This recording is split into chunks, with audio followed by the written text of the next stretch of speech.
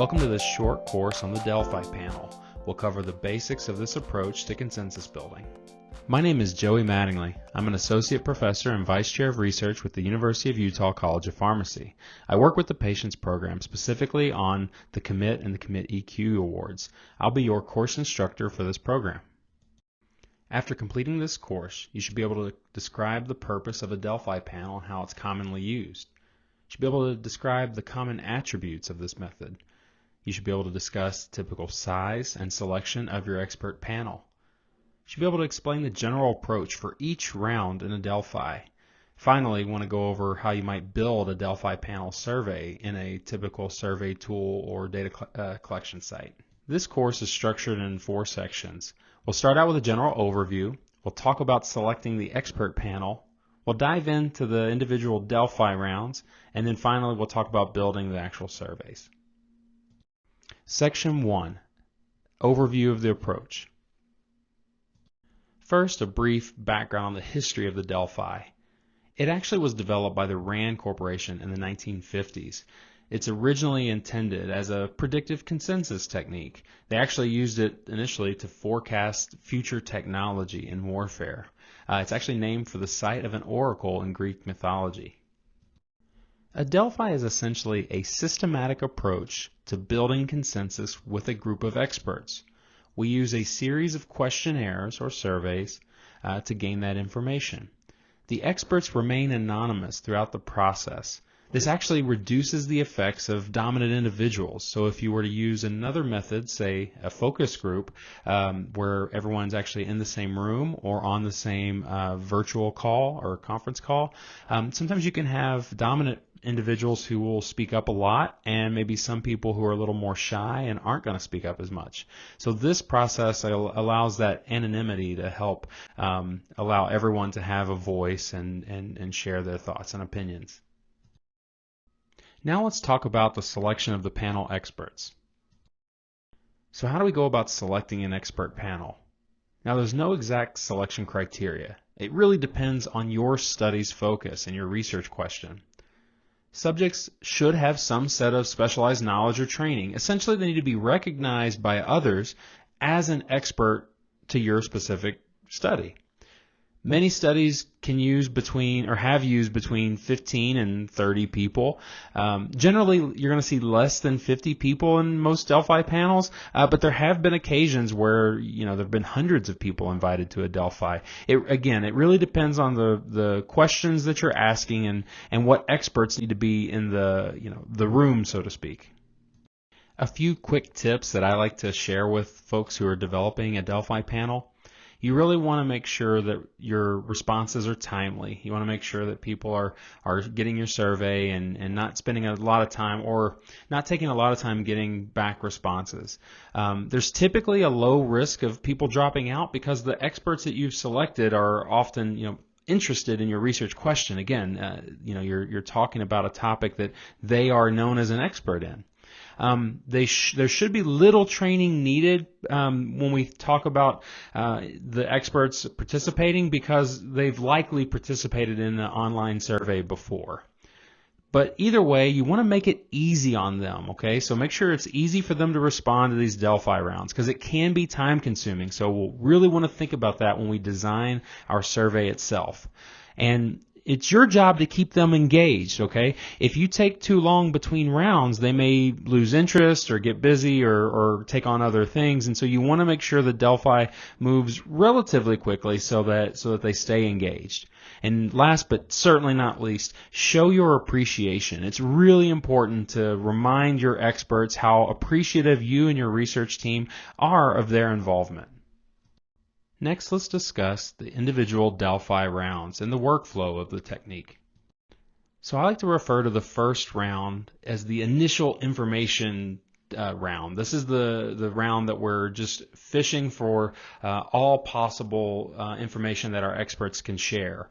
So we're going to use a semi-structured questionnaire, or essentially a questionnaire that's going to have maybe a mix of very structured questions like yes no answers or multiple choice answers, but you're going to have a lot of open-ended questions. Okay, so the idea is to capture as many different opinions with minimal bias from the research team, because when we create a multiple choice question, we've sort of limited the possible answers someone can give.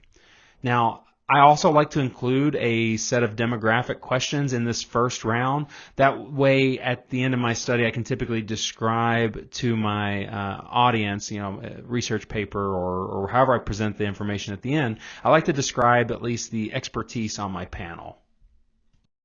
When we analyze the first round, because we're using so many open-ended questions, this typically requires a qualitative analysis approach. So one example, one qualitative analysis approach may just be a simple thematic analysis. We're trying to categorize all the responses in salient themes that relate to one another. We could use an advanced qualitative software like NVivo, which requires a license, or a Microsoft Excel, which also requires a license, but a lot of most people have access to some type of Excel database type software. So typically, I guess a Microsoft Excel approach or a Google, I guess Google has like a spreadsheets software. There are softwares available that can be low cost, whereas NVivo may be a little bit more expensive and probably better for teams that are going to use qualitative analysis more frequently. Now, as we finish round one, we have to start thinking about building to round two, okay? So the round one analysis, if we do this qualitative analysis, as I discussed on the previous slide, you should have a set of categories or themes that sort of, are getting at some of the concepts that you're interested in your study. Sometimes we might even write out a statement based on those themes, okay? So like a statement that as we go into round two, we're going to ask the individuals on the panel if they agree with what we wrote or if they agree with the categories that we came up with, okay? So round one, getting all the information, coming up with the categories, coming up with our maybe set of questions or set of statements, and then we're going into round two, and now we're going to start trying to get agreement. Now our round two is what I call the seeking agreement round. This is where we're taking a mix of Likert type questions. So Likert kind of refers to that from agree to disagree or strongly disagree all the way to strongly agree. This is a type of question that we're trying to get, again, we're trying to get the panel to tell us whether they approve or disapprove or agree or disagree with what we're saying based on their first round feedback. Now we're also going to include free comment boxes because we want to encourage the panel to give us their agreement, disagreement, but then off to the side they can say, hey, I disagree, this is why I disagree, or I agree, hey, this looks good. Like they can add free text boxes. But and we'll get into it when we talk about building the survey. I don't like to make these particular free text boxes a required text box, okay? So if they don't have any comments, they shouldn't have to leave comments. Whereas we want them to agree or disagree, so those Likert style questions you'll put in your survey software as like a required answer. Also, when we're building the Likert scale, what I have found works best for the purposes of my Delphi panels, I use a forced agreement approach, which essentially doesn't allow a neutral or a not applicable type of response. This may be, I don't know if this may be controversial for those who do a lot of survey development, but again, when we think about the concept of what we're trying to do, we're trying to get people to pick a side, right? And the nice thing, at least, is that with this, or the reason why I think it's okay to force agreement in this stage, is because we leave that open comment box so that if they do disagree but they want to add nuance or contextualize why they agree or disagree, they can add to the free text box. Right. So here we're trying to eliminate the items or topics that came from our round one qualitative analysis. We're trying to eliminate anything that fails to meet our level of agreement. And I'm going to say an a priori level of agreement, meaning before we start this whole process, we need to say at the beginning, If a statement doesn't reach a threshold, it could be 50%, it could be 66%, like 2/3, it could be 75, 80%. You could even have, you want 100% consensus. I mean, there's no limit to the level of consensus. It's just that you have to recognize when you set a level of agreement, like, what's the purpose of that level of agreement? Like what are you trying to achieve? And so I don't want to say there's an exact threshold here. I think it's also study specific. So if it's a type of question that you need universal, like you can't have dissent or you can't have someone disagree, then you might have to set it as high as 100%.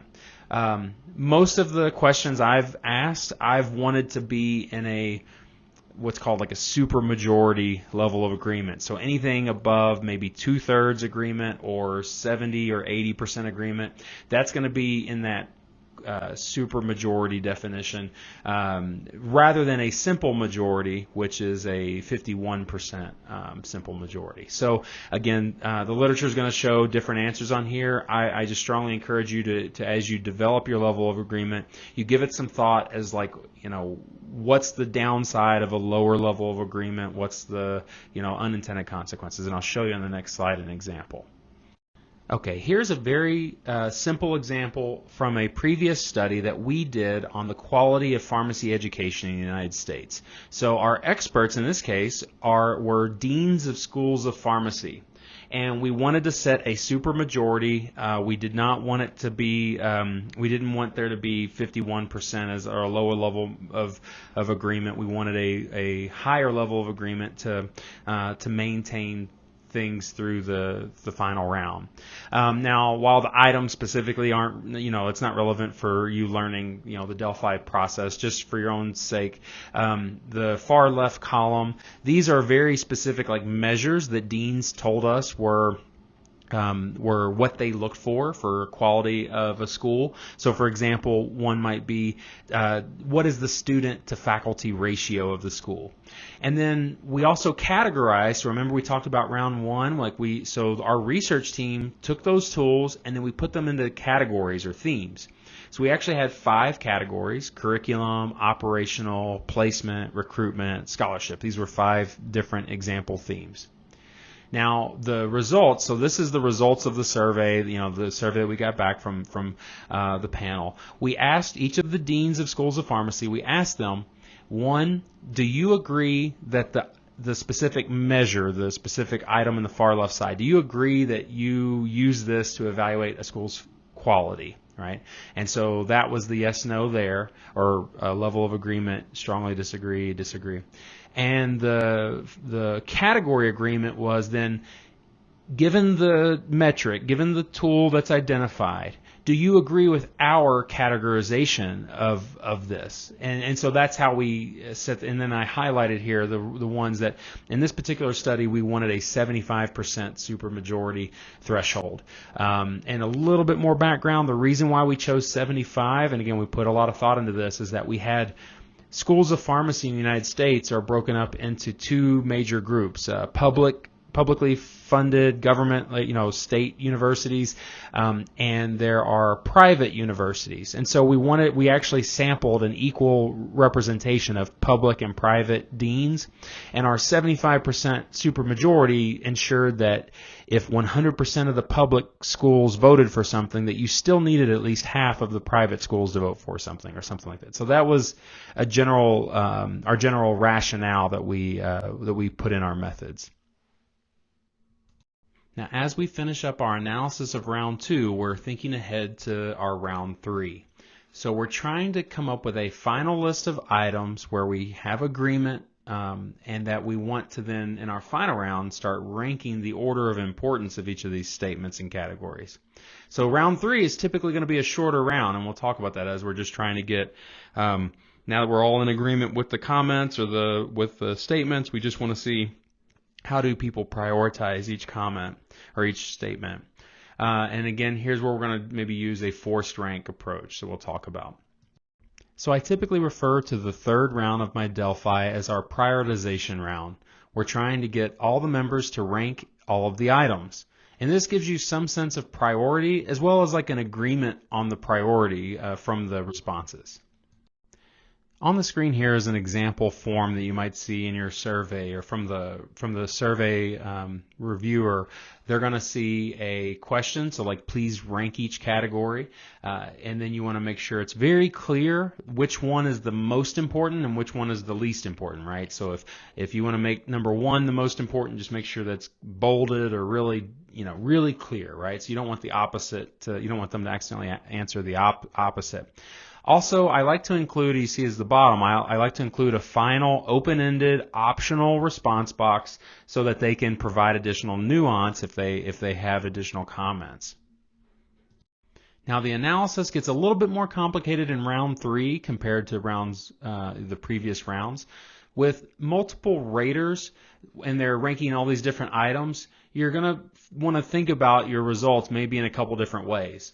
Now you could do a mean and standard deviation ranking, which is it's just kind of showing like if you had 10 people and they all ranked the first statement, the average was 2.5, meaning like some people ranked it first or second, some people ranked it third or fourth, and so the overall average, you can get an average and a standard deviation of that ranking. Pretty easy. You could do that in just about any software, like in a Microsoft Excel or in another form of an Excel type database. When we get into doing additional statistics on the ranking, so now we have this interesting data, right? We have multiple people giving us responses, 1 through 10, 1 through 5, whatever that might be. There are different types of statistics you can do to understand the level of agreement in the ranking. The one I've used the most, and I've seen in a lot of Delphi panels, is a Kendall's coefficient. So what this is essentially doing, you can calculate this in both Microsoft Excel or in an open source software like RStudio. You can actually what you're essentially doing is estimating what's the likelihood that two people had rankings like the statements in the same order. Okay, so I'll show you an example in the next slide. Now I'm showing an example that we did in RStudio. Here's a snapshot of the raw data. So I know it's small on the screen, but essentially you have the rows 1 through 25. That means we had 25 people responding to our survey. Okay, the first column second column that says ID, that's the participant ID, so 1 through 25. And then we have Q1, so this is one question, the first question, and statement 1. So then it's Q12 for statement number 2 and question 1. And so basically there's 12 items here that they're going to rank from the most important, as given it a 1, and to the least important 12, right? So look, we've got a lot of data now, 25 people times 12 different items. So a lot of numbers here. So now let's figure out how does this look from how do we tell how much they agreed on this ranking? Okay, here's an actual screenshot of the R code that was used for that Kendall's coefficient calculation.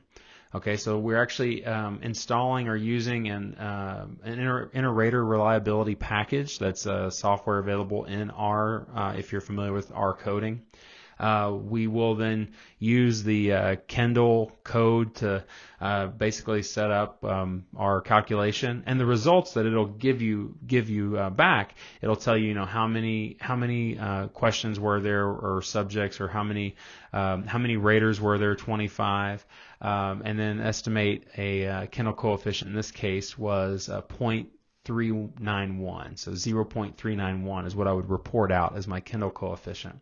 That gives me a sense that, so from 0 to 1, 0 being no agreement and 1 being 100% agreement, a 0.39 with 25 different raters and 12 separate questions per se, I would say that a 0.39 is not terribly bad in terms of agreement. I mean, obviously, if it was a 0.7, 0.8, like closer to 1, that's going to tell you got a lot more confidence that there's a lot of agreement. But here I would say that a 0.39 is demonstrating some level of agreement with the rankings. In our final section, we'll actually talk about building the survey itself in each round. So which survey instruments should you use? There's several softwares available. There's Qualtrics, SurveyMonkey, Google Forms. There may be many others I'm not listing. So a lot will depend on the where you work. Like maybe your company or university already has access to one of these softwares if it requires a paid license. If you do not have access to a paid license for a survey form, you could certainly do this in a Google form, which I believe would be free. I'm assuming you would need a Google account, but yeah, that's one that would be freely available, and I'll show you that on the next slides using a free account. So using Google Forms, I created a very basic Delphi round 1, okay? So my first page for my survey, I'm typically going to have the title of my study. I want to have, I may have a study number, maybe if I used an institutional review board or IRB to review the ethics of my study, then I may list that as well. I'll provide a introduction for the overall study, and then I'll go over some of the procedures. How long individuals should expect to take for participating in the study. In addition to the introduction page, I'll start with a basic demographics page.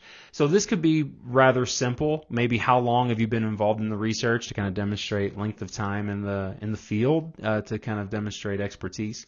I'll also ask specifically for their email address. That's my way of knowing, like, rather than them having an ID number or putting their name in, I just have them do their email address.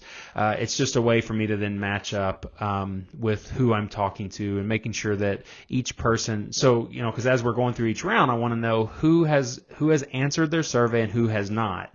So this is a way for me to track who's actually answered. Then we get into the open-ended questions. So remember, round 1 is that open-ended information gathering question. So we'll ask them to describe in detail. We'll make sure we'll say, remember, in your expert opinion, what do you think, right? And then we'll have open-ended answer boxes. Now let's talk about round 2. So remember, for each round, it's going to be good practice for you to have an introduction page on every round, okay? Because between rounds, it may be 1, 2, 3 weeks between the rounds that the panelists see. So from their perspective, it's always good to kind of kick things off with a reminder, hey, here's the title of the study, here's that introduction, here's where we are, some type of intro page. Then what I do, rather than repeating the demographics that I asked, like all those questions, how long you've been in the field, what's your degree, whatever, I'm only asking for the email address. And then I always put in parentheses or something that's saying, hey, I'm only using your email address to keep your answers together through all 3 rounds. So our round 2 is going to now look a lot more structured. So in this case, I have demonstrated where they're the Likert style questions. So I would really advise, like, after each one of these, so in this simple example, I'm just showing the Likert questions, but just make sure that you do have some sort of, or I think it's a good practice to have an open response box that's optional, that they can say, add nuance or context to their answer. If you would like to read a publicly available example of a Delphi that my research team has led, feel free to review this 2017 study that's published in the American Journal of Pharmacy Education. I referred to it earlier in the program. So the purpose was getting consensus around how we define the quality of PharmD or Doctor of Pharmacy programs. We invited 32 deans, so this included public and private school deans, and then we had a full 3-round Delphi. So I think this might be a good example for you to review, and you can see, that way you can kind of go through my full methods and results, how we reported them in an actual published study. All right, thank you for participating in our program or watching this video. If you do have any questions, you're free to contact me at joey.mattingly@utah.edu, and you're also welcome to contact anyone on our patients team. Thank you again, and good luck using this Delphi technique.